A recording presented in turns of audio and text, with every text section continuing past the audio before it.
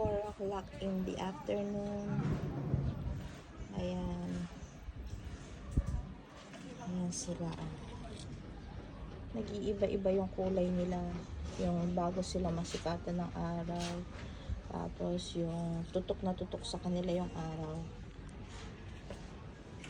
Yan ang kanilang kulay. Ayan. Walang filter ito. Standard lang yung aking ginagamit. Standard. Nakadepende lang sa ilaw to, liwanag na natatanggap niya. Pero no filter.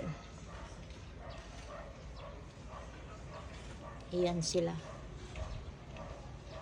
Buhay pa naman si Lovely Rose. Ayan. Magwa 1 month na siya sa akin. Ilang araw na lang.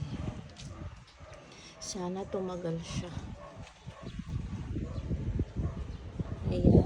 Sobrang lakas ng hangin. Mahangin na yan. Ayan. Mahangin. May ginagawa dyan. Ayan. Kaya ang taas ng lupa. Nagpupay sila. Kasi ito yung mga Peruvian na tinanim ko dito. Pinapakalat ko sila dyan sa box na yun. Ayan. Sobrang lakas ng hangin pa din.